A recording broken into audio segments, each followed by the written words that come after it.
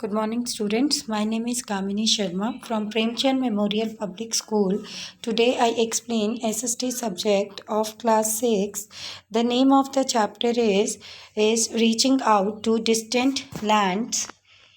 Topics to be covered are silk and silk route, the Sungas and the Kanvas, the Satavahanas, kingdoms of South India, invasion from the northwest, spread of Buddhism, Buddhist pilgrims from abroad, the beginning of Bhakti. In the previous video, I had already explained to you silk and silk route, the Sungas and the Kanvas, the Satavahanas. So again, I am giving you the overview.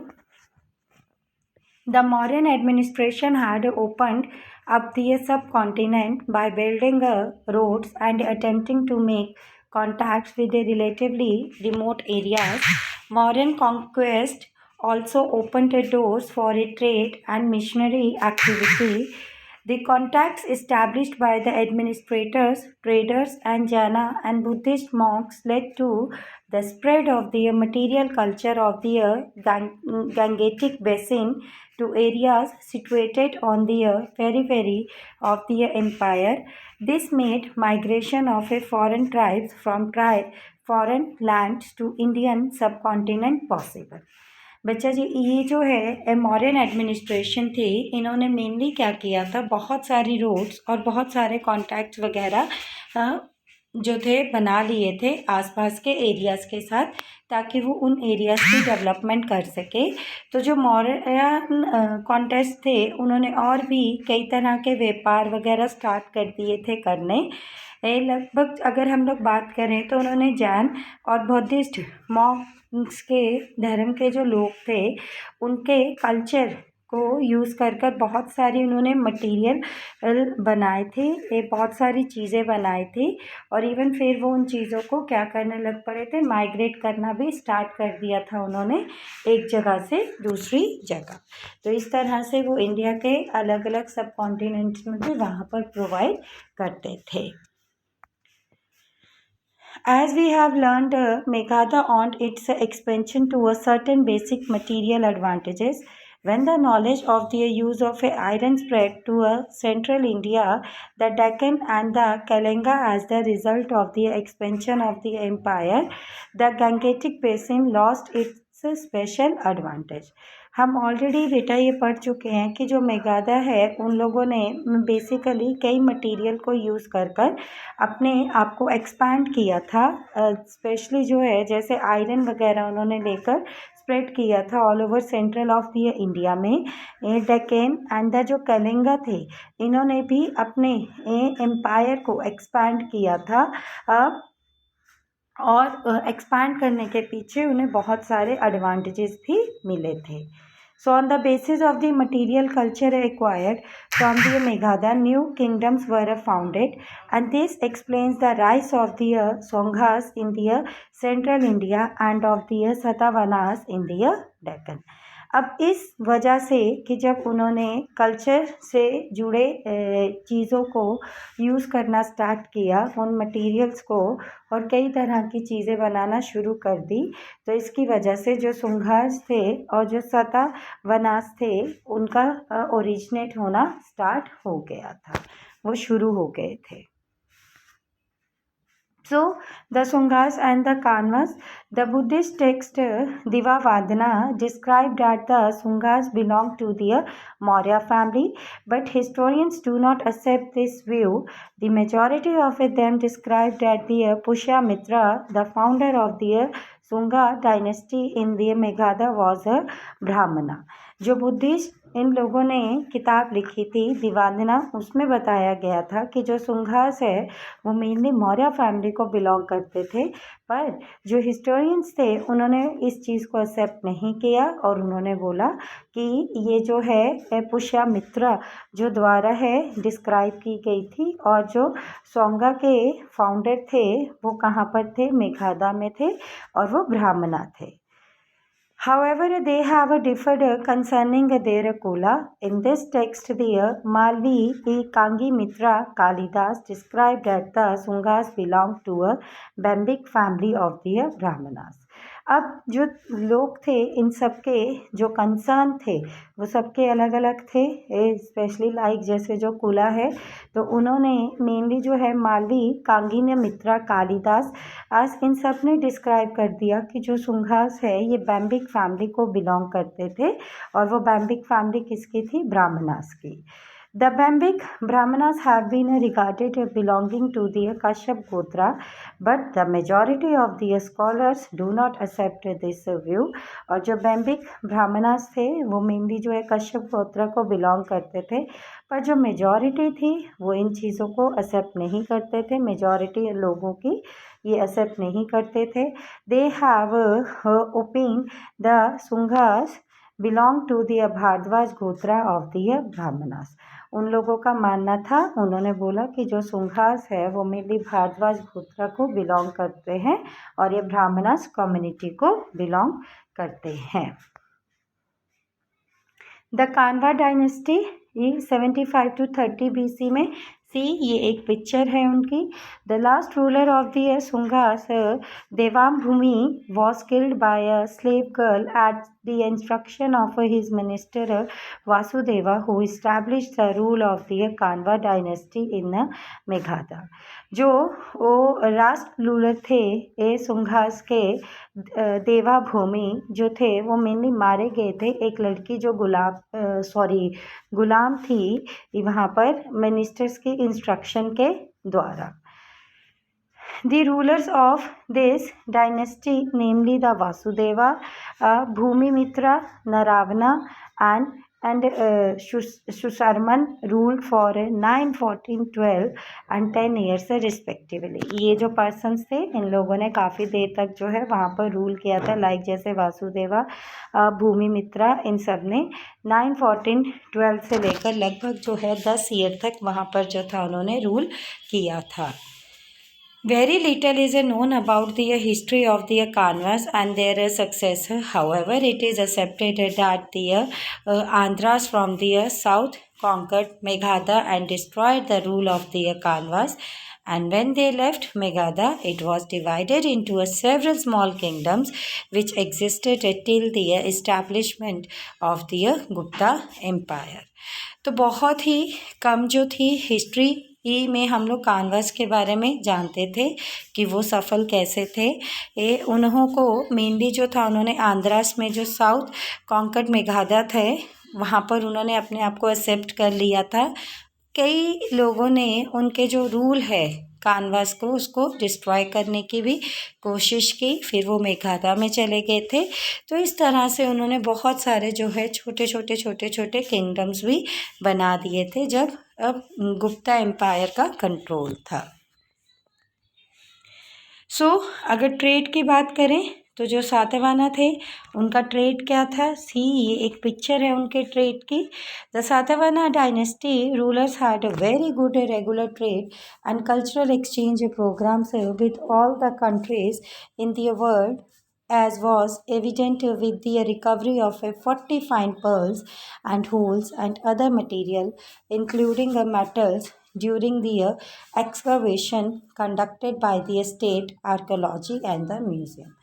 जो सातवाहना थे इन्होंने बहुत ही अच्छा व्यापार कर लिया था, अपने कल्चर से रिलेटेड बहुत सारी चीज़ें बनाने शुरू कर दी थी। जैसे वो पर्ल्स को यूज़ करते थे उसमें होल्स वगैरह करके, और भी कई तरह की उन्होंने मेटल से रिलेटेड चीज़ें बनाई थी और उनको उन्होंने आर्कियोलॉजी और म्यूज़ियम में भी जो था रिप्रेजेंट किया था। Then kingdoms of South India, kingdoms of South India, इसमें जो है जो किंगडम है वो 3 पार्ट्स में डिवाइडेड है। The 3 kingdoms, ancient tradition recognises the kingdom of the south as the 3, the Pandya, the Chola and the Chera. अगर हम लोग बात करें पुराने समय की तो जो किंगडम्स ऑफ साउथ थे वो मेनली 3 पार्ट्स में डिवाइड थे, पांड्या, चोला और चेरा में। Of these 3, the Pandya kingdom occupied the extremity of the peninsula south of the Pudukkottai. The Cholai kingdom extended northwest to the Nellore, while the Chera kingdom lay to the west and included the Malabar coast. अब वो किन किन reason को belong करते थे? अगर मैं बात करती हूँ पांड्या किंगडम की तो ये जो एक्सट्रीमली जो हम लोग बोल सकते हैं पेनिसुला साउथ ऑफ पेडुकोटाई को बिलोंग करते थे। जो चोला किंगडम था वो लगभग एक्सटेंड हो गया था नॉर्थवर्ड में, कहाँ तक, नीलोर में। और जो चेरा किंगडम था ये वेस्ट में ले करता था और इसमें इंक्लूडेड थे Malabar coast. In the 3rd century BC, the Chola and the Pandya realms were well known to Ashoka, but in lieu of the Chera state that specify the two kingdoms, those of the Kerala and the Satyaputra. अगर हम लोग 3rd century की बात करें तो जो चोला और जो पांड्या थे ये मेनली जो है अशोका के कंट्रोल में ये भी थे। और जो चेरा स्टेट थी वो मेनली स्पेसिफाई करती थी दो किंगडम्स को। वो कौन कौन से थे, एक थी केरला और एक थी सत्यापुत्रा। The former of these is undoubtedly the Malabar coast south of the Chandagiri river. The latter should probably be identified with the tract on the same coast to the north of that river, of which Mangalore is the center, and in which the Tulu tongue, one of the Darvidian language, is spoken. अब अगर उन areas की हम लोग बात करें, like जैसे Malabar coast है तो उनमें से कौन कौन सी रिवर्स आती थी उसमें, जैसे चंद्रागिरी रिवर था। फिर उसके बाद जो है उन्होंने आइडेंटिफाई किया और भी कई कोस्टल एरियाज़ नॉर्थ की रिवर्स जो थी वहाँ में से जाती थी, लाइक सेंटर में से जैसे मैंगलोर में से भी जाती थी।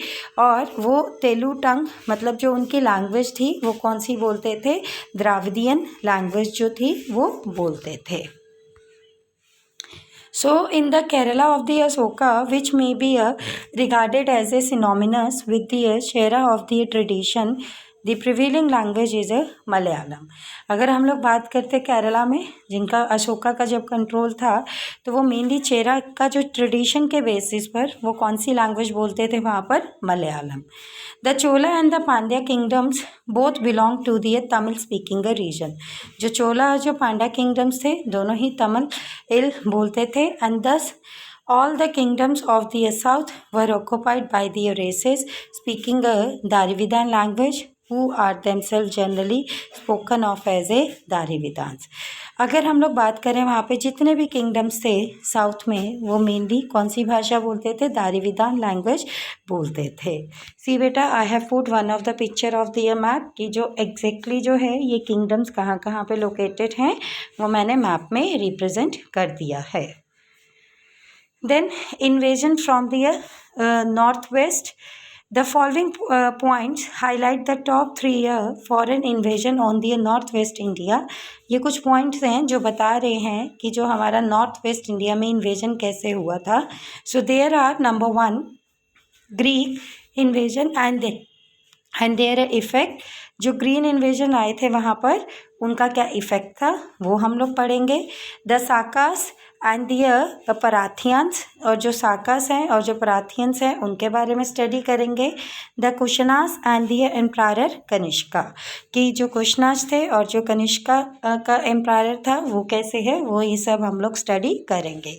सी बेटा, again I am putting one of the picture of the map, और उन मैप में जो है again I am representing these invasions, कि ये इन्वेजन्स कहाँ कहाँ पर है ये मैंने रिप्रेजेंट किया है। So number 1 Greek invasion and their effect.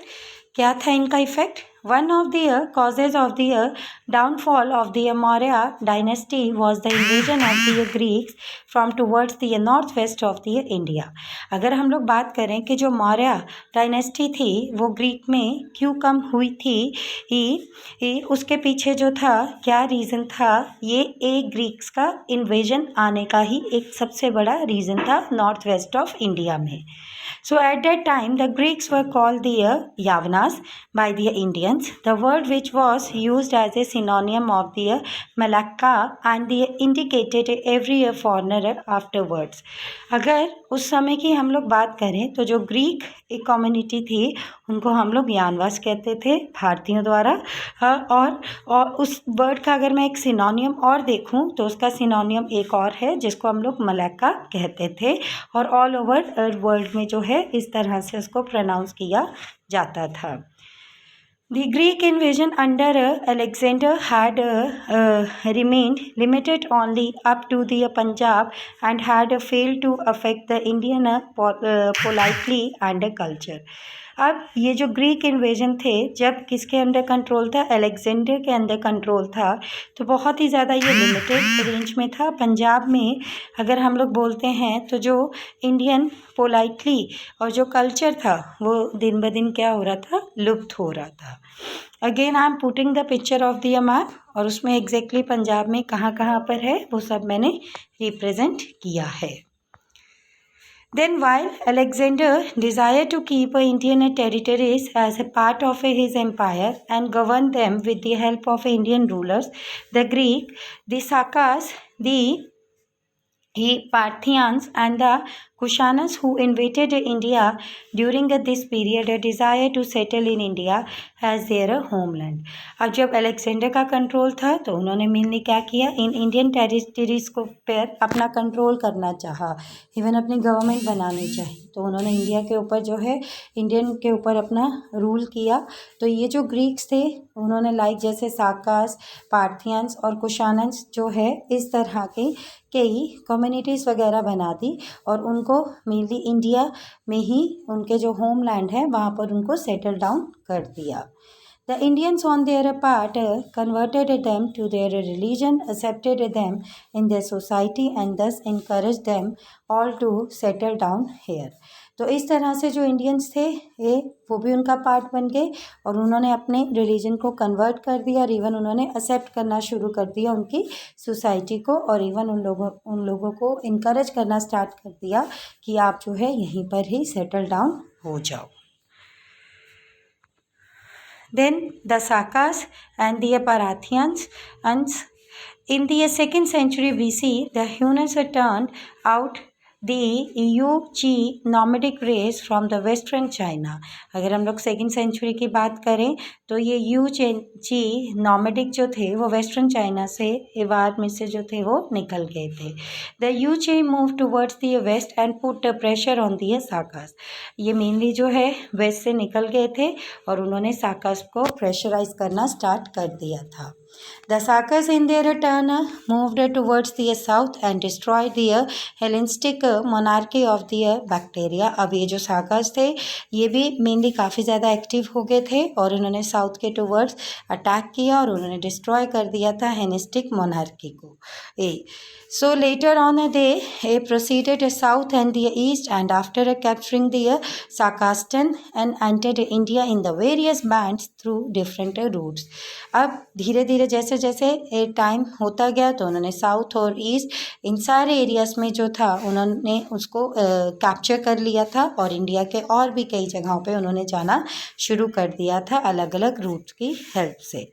The Sakas before their entry into India lived for the considerable period of their time in Bactria and the Iranian Sakstan, and primarily it were the Sakas of the eastern Iran and Bactria who occupied the western part of the northern India. अब ये जो साकास थे इनको भी mainly क्या कर दिया गया, इंडिया के डायरेक्शन वाइज के उसके जितने भी like east west south north के अंदर जितने भी रीजन्स आते हैं उन रीजन्स में इन साकास को डिवाइड कर दिया गया और उन्हीं रीजन्स के पॉइंट ऑफ व्यू उनको नाम भी दे दिया, जैसे ईस्टर्न ईरान हो गया, बैक्टीरिया हो गया जो mainly western part of northern India को बिलोंग करते थे।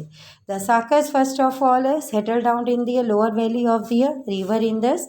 ये सबसे पहले जो है कहाँ पर सेटल हुए थे, इंडस रिवर के पास, the area which was called the Saka Dvipa at that time, और उस एरिया को साका द्वीपा भी कहा जाता था। Afterwards they penetrated into the different parts of the India, और उसके बाद वो अलग अलग जगहों पर भी गए। The Kushnas and the Empire Kanishka. The Kushnas proved to be the most important invader of this time, and amongst the Kushnas, Emperor Kanishka ruled as the greatest ruler. अगर हम लोग कुशनास की बात करें तो ये सबसे ज़्यादा इम्पॉर्टेंट इन्वेडर थे उस समय के, और उन्होंने कनिष्का जो था एम्पायर पर रूल किया था। The Yuezhi tribe was turned out of the China by the Huns near about 165 BC। तो जो ये यूची ट्राइब थे ये मेनली ये चाइना से जो है चेंज हो गए थे और कौन आगे थे, हुनस आगे थे और लगभग 165 BC तक जो है वो वहीं पर रहे थे। After being defeated when it move towards the south west it came in a conflict with the Sakas. अब जब उनको वहाँ से हार मिल गई तो फिर मेनली वो साउथ वेस्ट में उन्होंने जाना शुरू कर दिया, जिसकी वजह से उनका फिर से कन्फ्लिक्ट हुआ किनके साथ, साकास के साथ। So it defeated the Sakas and established itself in Bactria and the valley of the river Oxus। तो वो इन्होंने डिफीट कर दिया साकास को और अपने आप को उन्होंने इस्टेब्लिश कर दिया कहाँ पर, Bactria river of Oxus valley के पास। So there the Yuches left their nomadic habits and lived there for a long years, though they divided themselves into 5 principalities or the branches। तो वो वहाँ पे काफ़ी देर तक रहे और उन्होंने अपने लिविंग स्टाइल के बेसिस पर 5 प्रिंसिपैलिटीज और ब्रांचेस में भी डिवाइड कर लिया था। So Kanishka has been accepted as an Indian ruler. His capital was पुनिशपुरा। तो जो कनिष्का थे वो इंडियन रूलर्स ने इनको एक्सेप्ट कर लिया था और उसकी जो कैपिटल है वो थी Purushapura, well within the frontiers of the India. And Kanishka was the Kshatrapa governor of the eastern Indian empire of the Vima Kadphises. और वहाँ पर जो सरकार थी वो कौन सी सरकार थी, काशात्रप गवर्नमेंट जो थी जिनका कंट्रोल था और ये ईस्टर्न इंडियन एम्पायर में किनका था, वेमा कदाप्शिसिस के नाम से ये लोग जानते थे। And when Vima Kadphises died there ensured a struggle between the Kshatraps of his different provinces in which ultimately Kanishka succeeded। तो जैसे ही इनकी डेथ हुई थी कशात्रास की, तो जो हमारा कनिष्का था उनको कई तरह की प्रॉब्लम्स को भी फेस करना पड़ा, but no doubt at last उनको वो सफलता मिली। So Kanishka was the great conqueror and succeeded in establishing a vast empire whose boundaries extended far beyond the frontiers of the India। इस तरह से उन्होंने अपना कंट्रोल जो है और इवन जो अपना रीजन है, जो एरिया है इंडिया का, वो बढ़ाते ही गए क्योंकि उनको काफ़ी ज़्यादा सक्सेस मिलती रही। So there is a difference of a opinion with regard to the period of his rule.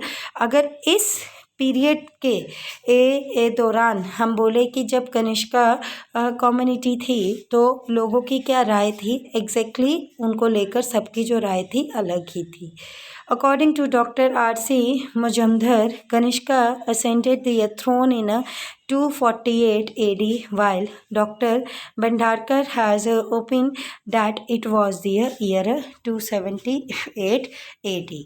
तो अगर डॉक्टर R.C. मुजम्दर के द्वारा जाना जाए तो उन्होंने लगभग जो है उन्होंने काफ़ी देर तक जैसे स्ट्रगल वगैरह किया था तो 248 AD तक उन्होंने किया, बट अगर डॉक्टर बंधारकर के पॉइंट ऑफ व्यू जाना जाए तो उन्होंने लगभग जो है 278 AD तक जो था कंट्रोल किया था। सो कनिष्का द ग्रेट, अब उनका काम क्या था, an empire of the Kushan dynasty in the 2nd century 127 to 150 CE। ये काफ़ी अच्छा एम्पायर था कुशान डायनेस्टी के टाइम, और ये जो है is the famous for his military politician and the spiritual achievement. और इनको काफ़ी ज़्यादा सक्सेस मिली थी, ना ही सिर्फ पॉलिटिशियन रीजन में, स्पिरिचुअलिटी और मिलिट्री के पॉइंट ऑफ व्यू भी। A descendant of the Kujula Kadapshis, founder of the Kushan Empire, Kanishka came to rule an empire in Bactria extending to the Pataliputra on the Gangetic plan। तो ये जो हमारे कजूला कदाप्शिसी founder थे Kushan empire के, तो जो कनिष्का थे उन्होंने लगभग जो है रूल किया था बैक्टीरिया जो रीजन था लगभग कहाँ तक एक्सटेंड कर पतालीपुत्रा गंगेटिक प्लान तक। The main capital of his empire was the Loktak at the Purushapura in the Gandhara with another major capital at Kapeshka. तो इनके जो कैपिटल थी एम्पायर की मेन, एक तो थी कहाँ पर, पुरुषपुरा में जो गंधारा में थी, और दूसरी मेजर कैपिटल थी कपेशा में. सी बेटा, आई have put one of the picture कि वो लोग क्या क्या काम करते थे, इस तरह से वो चीज़ें बनाते थे. So spread of Buddhism. अब जो बुद्धिज़्म धर्म है वो कैसे स्प्रेड हुआ था. Buddhism is an ancient Indian religion which arose in and around the ancient kingdom of the Magadha now in Bihar India and is based on the teaching of the Gautama Buddha who was a deemed Buddha awaken one. अगर हम लोग बात करें Buddhism धर्म की, तो पुराने समय की अगर बात करें तो ये मेनली जो है जब राजा वगैरह थे मेघादा में, तभी जो है ये बुद्धिज़्म धर्म जो था विख्यात होना शुरू हो गया था. जो गौतम बुद्धा थे उन्होंने इसका ज्ञान देना शुरू कर दिया था बौद्ध धर्म से related. So Buddhism spread outside of the Magadha starting in the Buddha's lifetime. तो जो बुद्धिज़्म धर्म था वो मेनली जो है कहाँ से शुरू हुआ था स्प्रेड होना, मेघादा से. So with the reign of the Buddhist Mauryan Empire Ashoka, the Buddhist community split into the two branches. अब जब ये जो बुद्धिस्ट मौर्यन एंड अशोका के एम्पायर के अंडर ये बुद्धिस्ट धर्म जो था स्प्रेड होना स्टार्ट हुआ था, तो बुद्धिस्ट कम्युनिटी ने इसको दो ब्रांचेस में डिवाइड कर दिया था. अब वो दो ब्रांचेस कौन से थी, द महासंघामकिया एंड द सथाविरावादा. एक जो ब्रांच थी उसका नाम था महासंघक्या और दूसरी जो ब्रांच थी उसका नाम था Sthaviravada. So each of which spread throughout the India and split into the numerous sub sects. तो ऑल ओवर इंडिया में जो था ये स्प्रेड होता रहा और अलग अलग रीजन्स में ये जो है बौद्ध धर्म का आप कह सकते हैं विख्यात होता रहा. In modern times, two major branches of the Buddhism exist, the Theravada in Sri Lanka and Southeast Asia. अगर हम लोग मॉडर्न टाइम की बात करें तो इनकी दो ब्रांचेस हैं. एक जो है थारावादा है ब्रांच श्रीलंका में जो साउथ ईस्ट एशिया में आती है, एंड दिया महायाना थ्रू आउट दिया हिमालयस एंड दिया ईस्ट एशिया. और महायाना है वो हिमालयस और ईस्ट एशिया के रीजन में आती है. The Buddhist tradition of the Vajrayana is sometimes classified as the part of the Mahayana Buddhism, but some scholars considered it to be a different branch all together. तो इस तरह से जो बौद्ध धर्म था उन्होंने अपना विख्यात करना शुरू कर दिया था अलग अलग ब्रांचेस वगैरह बनाकर. सी बेटा, आई have put one of the picture of the Buddhism. ये जो है ये पिक्चर है बुद्धिज्म धर्म की. So Buddhist pilgrims from abroad. Gautama Buddha himself had identified the following four sites most worthy of the pilgrimage for his followers, and observing that these would produce a feeling of a spiritual urgency. अब जो गौतम बुद्धा थे उन्होंने अपने आप को ही सबसे पहले identify किया था, फिर वो अलग अलग जगहों पर गए, जिससे क्या हुआ, लोगों को बौद्ध धर्म के बारे में पता चला और वो स्पिरिचुअलिटी की तरफ ज़्यादा जाना शुरू हो गए. Lumbini birthplace of the Gautama Buddha in Nepal. जो लुम्बिनी है वो बर्थ प्लेस है गौतम बुद्धा की जो नेपाल में है. बौद्ध गाया in the current Mahabodhi temple Bihar India is the most important religious site and place of the pilgrimage the Mahabodhi temple houses. What is a believed to be the Bodhi tree where Prince Siddhartha attained the enlightened nirvana and became known as a Gautama Buddha. Mainly जो लोग थे इन सबको इनके बारे में कैसे पता चला था, एक टेम्पल था बेटा, उस टेम्पल में जो है उस टेम्पल का नाम था महाबोधि. उस टेम्पल में मेनली जो है एक बोधि ट्री था जहाँ पर जो हमारे प्रिंस सिद्धार्था थे वो काफ़ी देर तक वहाँ पर बैठकर उन्होंने तपस्या की थी, जिसकी वजह से वो फेमस हो गया था गौतम बुद्धा के नाम पे. Then Sarnath formerly Zibadana, Uttar Pradesh and India were the Gautama Buddha delivered his first sermon. ये अलग अलग जगहों पे गए थे और उन्होंने अपने जो थे विचार थे बौद्ध धर्म से रिलेटेड हर जगह इन्होंने फैलाए थे, लाइक जैसे उत्तर प्रदेश, इंडिया वगैरह इन सब में। सो धामा काका धामा Kaka Pavatana Sutta, and he taught about the middle way, the four noble truths and the noble eightfold path. Mainly इनका मानना क्या था, इन्होंने जीवन को व्यतीत करने के लिए 4 सत्य बताए थे और 8 रास्ते बताए थे कि इन 4 सत्यों को और 8 रास्तों को अपनाकर हम अपने जीवन में सफलता को पा सकते हैं। Kushinnagar, now the Kushinnagar, Uttar Pradesh and India where the Gautama Buddha died and attained Parnivara. तो जो ये जो है कुशिंगनागर में अगर हम बात करें तो उत्तर प्रदेश इंडिया में जो गौतम बुद्ध थे वो उनकी मृत्यु हो गई थी, जिसकी वजह से उनको जो है पारिनिर्वाणा भी कहा जाता है। द बिगनिंग ऑफ भक्ति, अब ये जो भक्ति का कंसेप्ट था ये शुरुआत कैसे हुई थी।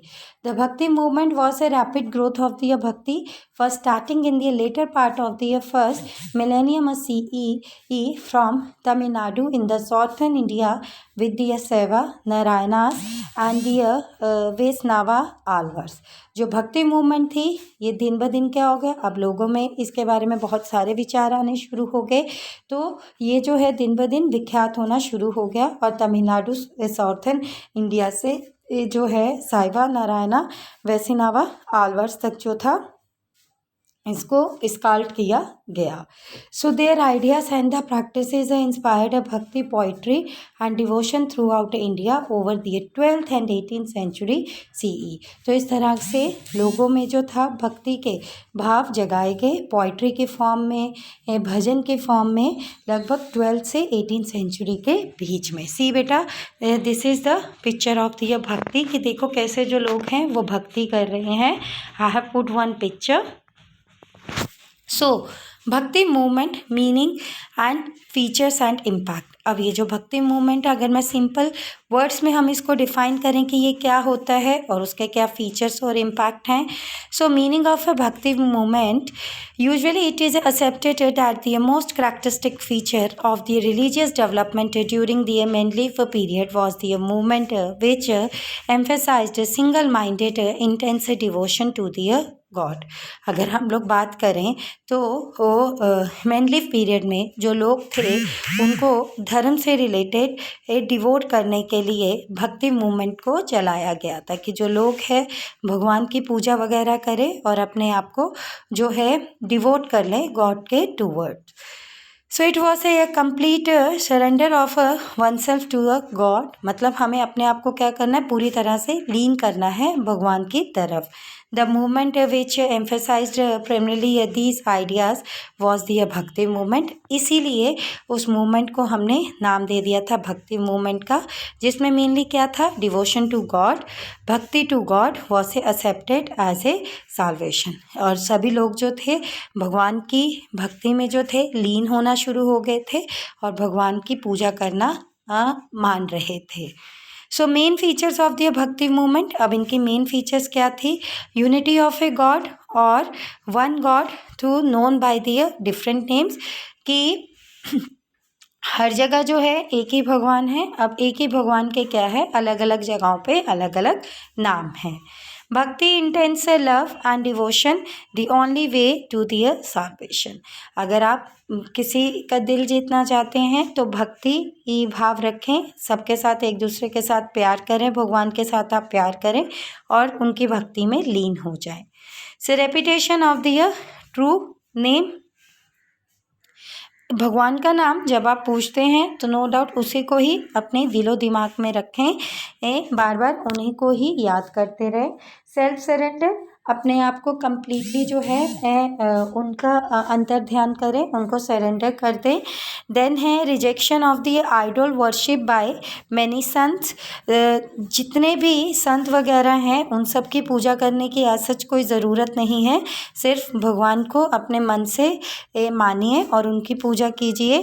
Condemnation of the rituals ceremonies and a blind faith, आपको ये जो रिचुअल रीति रिवाज बने हैं और ये जो सेरेमनीज होती हैं भगवान वगैरह की, आप उनको मनाएं बट उन पे इतना भी ज़्यादा अंधविश्वास ना करें।